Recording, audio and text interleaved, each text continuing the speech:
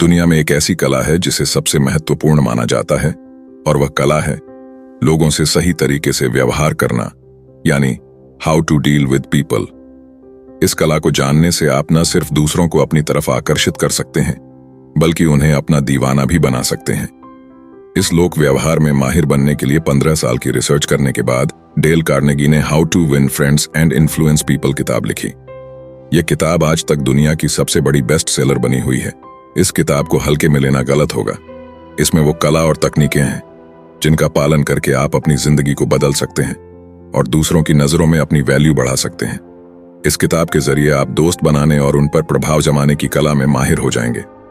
आप यह सीखेंगे कि कैसे लोगों से काम कराया जाए, कैसे दूसरों के बीच द्वेष पैदा किए बिना बदलाव लाया जाए और कैसे जल्दी दोस्त बनाए जाए। इस किताब में जो पॉइंट्स दिए गए हैं उन्हें जानकर और उन पर अमल करके आप किसी को भी अपनी तरफ आकर्षित कर सकते हैं। इसलिए इन पॉइंट्स को ध्यान से सुनें और एक भी मिस ना करें। तो चलिए शुरुआत करते हैं। पॉइंट नंबर 1, ईमानदारी और सच्चाई से तारीफ करें। एंड्रू कार्नेगी हर साल अपने मैनेजर चार्ल्स स्वाब को $1 मिलियन या हर दिन $3000 सैलरी देते थे। क्यों?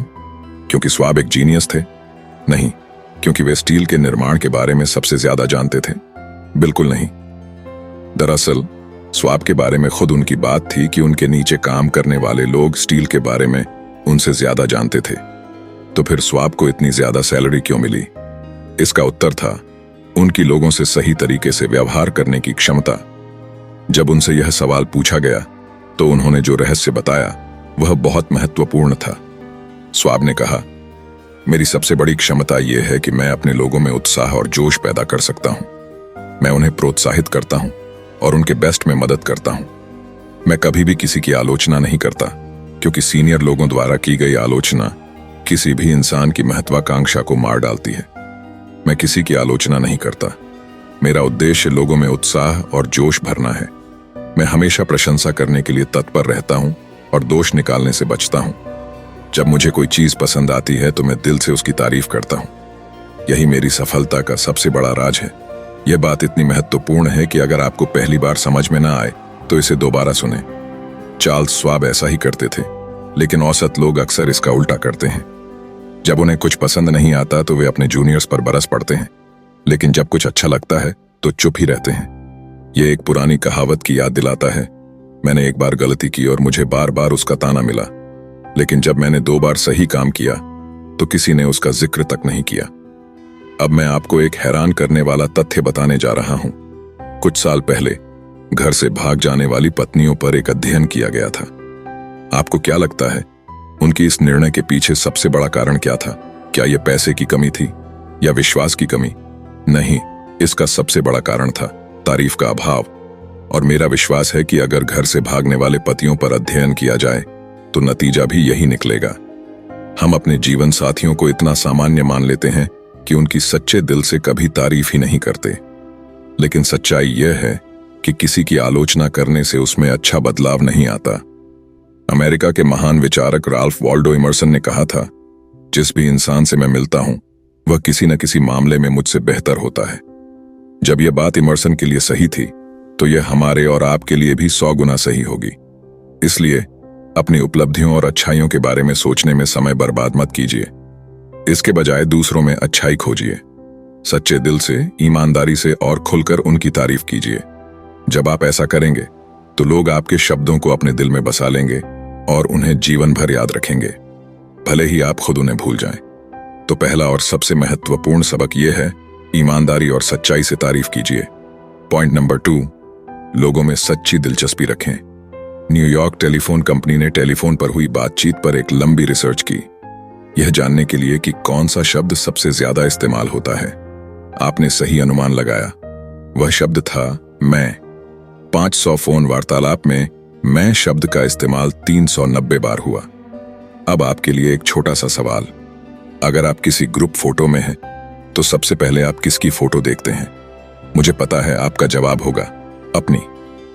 हम सभी ऐसे लोग जानते हैं जो पूरी जिंदगी दूसरों का ध्यान अपनी तरफ आकर्षित करने में या अपनी तरफ दिलचस्पी जगाने की कोशिश में लगे रहते हैं, लेकिन यह तरीका काम नहीं करता। क्यों? क्योंकि उनकी असली दिलचस्पी खुद में है, न कि दूसरों में। अब सवाल यह है कि हमें क्या करना चाहिए। इसका उत्तर है लोगों में सच्ची दिलचस्पी रखें। अगर आप दोस्त बनाना चाहते हैं तो जब भी आप किसी से मिलें तो उनका उत्साह और प्रेम से अभिवादन करें। अगर आप फोन पर बात कर रहे हैं तो मनोविज्ञान का सही इस्तेमाल करें। फोन पर इतने प्यार से हेलो बोलें कि सामने वाले को यह महसूस हो कि आप उससे बात करके कितने खुश हैं। जब आप यह करेंगे तो कॉल करने वाले को यह महसूस होगा कि आप उसकी कितनी कदर करते हैं।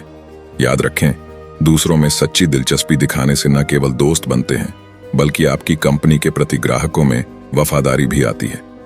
ध्यान दें, आप 2 साल में अपनी दिलचस्पी दूसरों की तरफ खींचकर उतने दोस्त नहीं बना सकते जितने कि आप 2 महीनों में लोगों में सच्ची दिलचस्पी दिखाकर बना सकते हैं। यह एक बेहद महत्वपूर्ण बात है जिसे 2 बार सुनने के बाद भी अगर समझ में ना आए तो वापस जाकर फिर से सुन लीजिए। पॉइंट नंबर 3, मुस्कान के साथ मिले। न्यूयॉर्क की एक डिनर पार्टी में एक महिला आई जिसे विरासत में ढेर सारी संपत्ति मिली थी। वह सभी पर अच्छा इंप्रेशन बनाने के लिए उत्सुक थी, इसलिए उसने हीरे, मोतियों और आभूषणों पर ढेर सारे पैसे खर्च किए थे। लेकिन उसने अपने चेहरे के लिए कुछ भी नहीं किया। क्या वह चेहरे का मेकअप नहीं करती थी? नहीं, उसने मेकअप भी किया था, लेकिन चेहरे पर कमी थी। कमी थी सिर्फ मुस्कान की। उसके चेहरे पर कड़वापन और घमंड का भाव दिखाई दे रहा था। उसे यह साधारण बात नहीं पता थी कि चेहरे पर आने वाला भाव शरीर के कपड़ों से कहीं ज्यादा महत्व रखता है। एक बार की बात है, अमेरिका के पशु चिकित्सक डॉक्टर स्टीफन के स्प्रॉल का वेटिंग रूम ऐसे लोगों से भरा था जो अपने पालतू पशुओं को टीका लगवाने आए थे। वहां कोई भी किसी से बात नहीं कर रहा था। सभी के चेहरे पर उदासी थी और वे सोच रहे थे कि अगर उन्हें यहां वक्त न बिताना पड़ता तो बेहतर होता। तकरीबन 6 या 7 लोग वेटिंग रूम में इंतजार कर रहे थे। तभी एक युवा स्त्री अपने महीने भर के बच्चे और बिल्ली के बच्चे को लेकर आई। वह एक ऐसे सज्जन के पास बैठी जो थके हुए लग रहे थे। तभी उस छोटे बच्चे ने उन्हें एक गहरी मुस्कान से देखा जो बच्चों के चेहरे पर होती है। उस सज्जन ने क्या किया? वही किया जो हम या आप करते, वह भी मुस्कुराए। फिर उन्होंने उस स्त्री से उसके बच्चे और परिवार के बारे में बात शुरू कर दी और देखते ही देखते पूरा वेटिंग रूम इस बातचीत में शामिल हो गया। कमरे का पूरा तनाव और बोरियत एक मजेदार अनुभव में बदल गई। यह सब हुआ सिर्फ एक मुस्कान की वजह से। और ध्यान रहे, यह कोई झूठी मुस्कान नहीं थी, बल्कि यह एक असली मुस्कान थी जो दिल से निकलती है। प्राचीन चीन के लोग दुनियादारी में बहुत बुद्धिमान थे। उनकी एक कहावत है जो हमें अपनी टोपी पर चिपका लेनी चाहिए, जिसके चेहरे पर मुस्कान न हो उसे दुकान नहीं खोलनी चाहिए। आपकी मुस्कान आपके अच्छे दिल का संदेश लेकर आती है। यह दूसरों की जिंदगी में एक नयापन और खुशी लाती है। जिन लोगों ने सख्त और उबाऊ चेहरों को देखा है, उनके लिए आपकी मुस्कान बादलों के बीच से निकले सूरज की तरह है। मुस्कान लेने वालों को अमीर बनाती है और देने वालों को गरीब नहीं करती। ये एक पल में घटित होती है, लेकिन उसकी यादें कभी कभी जिंदगी भर रहती हैं। कोई इतना अमीर नहीं है कि इसे ना चाहे और कोई इतना गरीब नहीं है कि इसके फायदे से थोड़ी खुशहाली ना पाए। मुस्कान घरों में खुशियां लाती है, बिजनेस में अच्छे रिश्ते बनाती है। ये थके हुए लोगों के लिए आराम है, हतोत्साहित लोगों के लिए रोशनी, उदासों के लिए सूरज की किरण और संकट में नेचर की सबसे बड़ी दवा है। हालांकि इसे खरीदा नहीं जा सकता, न मांगा जा सकता है, न उधार लिया जा सकता है और न ही इसे चुराया जा सकता है। यह सिर्फ तभी काम करती है जब इसे किसी को दी जाती है। पॉइंट नंबर 4, दूसरे इंसान की पसंद को समझें। लेखक बताते हैं, मैं गर्मियों के दौरान मछलियां पकड़ने जाता था। मुझे व्यक्तिगत रूप से स्ट्रॉबेरी और क्रीम खाना बहुत पसंद है, लेकिन मैंने देखा कि मछलियां कीड़े ज्यादा पसंद करती हैं। इसलिए जब मैं मछली पकड़ने जाता तो मैंने यह नहीं सोचा कि मुझे क्या पसंद है, बल्कि मैंने यह सोचा कि मछलियों को क्या पसंद है। मैंने मछली पकड़ने के हुक में स्ट्रॉबेरी और क्रीम नहीं लगाई, बल्कि कीड़ा या टिड्डा लगाया। यह कहानी हमें एक बहुत महत्वपूर्ण सीख देती है। जब हम दूसरों से दोस्ती करना चाहते हैं तो हमें अपनी पसंद के बजाय उनकी पसंद के बारे में सोचना चाहिए। अपनी पसंद के बारे में बात करना बचपना और बेवकूफ़ी है, क्योंकि दूसरों को इससे कोई फर्क नहीं पड़ता। हम सभी अपनी इच्छाओं के अनुसार चलते हैं। इसलिए अगर हमें किसी को प्रभावित करना है तो हमें उनकी पसंद, रुचियों और चाहतों के बारे में बात करनी चाहिए। इसके उदाहरण के रूप में राल्फ वाल्डो इमर्सन और उनका बेटा एक दिन बछड़े को चारागाह में लाने की कोशिश कर रहे थे, लेकिन वे सिर्फ अपनी इच्छा के बारे में सोच रहे थे। इमर्सन ने धक्का दिया और उनके बेटे ने खींचा, लेकिन बछड़ा टस से मस न हुआ, क्योंकि बछड़ा वही कर रहा था जो वह चाहता था। तभी एक आयरिश नौकरानी आई जो निबंध और किताबें तो नहीं लिख सकती थी, लेकिन उसे बछड़े और घोड़े की समझ थी। उसने बछड़े की इच्छा को समझा और उसकी मुंह में उंगली डाल दी ताकि वह चूस सके।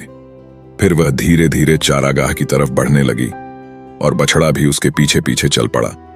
इससे हमें यह सीखने को मिलता है कि जब भी किसी से मिले तो हमेशा उस इंसान की दिलचस्पी और पसंद को समझें और उसी के हिसाब से बात करें।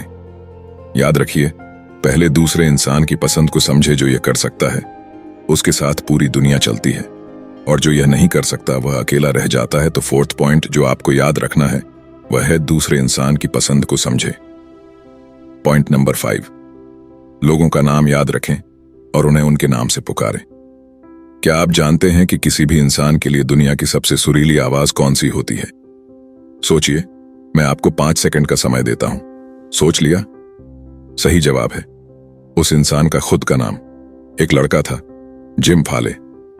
उसने अपनी हाई स्कूल की शिक्षा पूरी नहीं की थी और उसने कभी हाई स्कूल के अंदर कदम भी नहीं रखा। लेकिन जैसे जैसे वह बड़ा हुआ उसने खुद को इतना काबिल बनाया कि 46 साल की उम्र तक उसे 4 कॉलेजों से डिग्री मिली और वह डेमोक्रेटिक नेशनल कमेटी और postmaster general of the United states का चेयरमैन बन गया। लेखक डेल कार्नेगी ने एक बार जिम फाले का इंटरव्यू लिया और उनसे उनकी सफलता का राज पूछा। जिम फाले ने कहा, मेरे हिसाब से मेरी सफलता का राज यह है कि मैं लोगों के नाम याद रखता हूं और उन्हें उनके नाम से पुकारता हूं। जिम फाले ने एक काबिलियत अपनाई थी जिससे वह 10,000 लोगों को उनके नाम से पुकार सकते थे। उन्होंने यह जान लिया था कि एक सामान्य इंसान पूरी दुनिया के किसी भी नाम से ज्यादा अपने नाम में रुचि रखता है।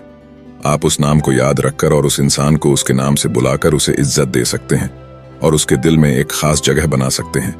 याद रखें, किसी भी इंसान का नाम उसकी सबसे मधुर और सुरीली आवाज है। पॉइंट नंबर 6, दूसरों को महत्वपूर्ण महसूस कराएं। एक बार लेखक न्यूयॉर्क पोस्ट ऑफिस में खड़ा था और वह देख रहा था कि क्लर्क अपने काम से बोर हो चुका था। वह वही काम कर रहा था जो उसने सालों से किया था, लिफाफे का वजन करना, स्टैंप लगाना, रसीद देना। लेखक ने सोचा कि वह कुछ ऐसा करेगा जिससे यह क्लर्क उसे पसंद करेगा। इसलिए उसने सोचने के बाद यह तय किया कि वह क्लर्क की तारीफ करेगा। वह उत्साह से बोला, मेरी इच्छा होती है कि मेरे बाल आपके जैसे होते। क्लर्क ने उसकी बात सुनी। उसकी आंखों में आश्चर्य और होठों पर मुस्कान थी। क्लर्क ने कहा, आपका कहना सही है, अब मेरे बाल पहले जैसे नहीं रहे, लेकिन यह भी बेहतरीन है। लेखक ने उसकी सच्चाई से तारीफ की और उसकी महत्ता महसूस कराई। इमर्सन ने कहा था, मुझसे मिलने वाला हर इंसान मुझसे किसी न किसी मामले में बेहतर होता है। मैं उससे उस मामले में सीखता हूं। पॉइंट नंबर 7, तारीफ सबके सामने करें और गलतियां अकेले में बताएं। एक बार एक वाइस प्रेसिडेंट प्रोडक्शन सुपरवाइजर से तीखे सवाल पूछ रहे थे। उनका तरीका आक्रामक था और उनका उद्देश्य सुपरवाइजर की गलतियों को सामने लाना था। सुपरवाइजर अपना बचाव कर रहा था, लेकिन वाइस प्रेसिडेंट ने उसे सार्वजनिक रूप से डांटा और उसकी इज्जत की धज्जियां उड़ा दी। इस घटना के बाद सुपरवाइजर जो अच्छा काम करता था वह पूरी कंपनी के लिए नकारा हो गया। कुछ महीनों बाद उसने कंपनी छोड़ दी और हमारे प्रतियोगी के लिए काम करने लगा। यह घटना हमें सिखाती है कि अगर हम सही हैं और दूसरा इंसान गलत है तो हम उसे सार्वजनिक रूप से नीचा दिखाकर उसकी इज्जत नहीं कर सकते। फ्रांस के लेखक एंटोइन एक्सपेरी ने लिखा था, मुझे ऐसा कुछ भी कहने या करने का हक नहीं है जिससे कोई इंसान अपनी नजरों में गिर जाए। किसी इंसान की गरिमा को चोट पहुंचाना एक अपराध है। हमेशा याद रखें कि छोटी से छोटी प्रगति की भी तारीफ करें और हर बेहतरीन काम की प्रशंसा करें। तारीफ में दिलदार बने और प्रशंसा में उदार रहें। यह बुक इतनी शानदार है कि इसे सिर्फ एक बार पढ़ने से काम नहीं चलेगा। इसे बार बार पढ़ें ताकि इसके संदेश हमारे दिल और दिमाग में गहरे उतर सकें। मुझे उम्मीद है कि यह वीडियो आपको पसंद आया होगा। अगर आपको पसंद आया तो लाइक जरूर करें और मनी माइंडसेट इस चैनल को सब्सक्राइब करें, क्योंकि हम ऐसे ही बुक समरीज लाते रहते हैं। वीडियो को शेयर करना न भूलें। मिलते हैं ऐसी ही एक और शानदार समरी के साथ। तब तक के लिए अपना ख्याल रखें। धन्यवाद।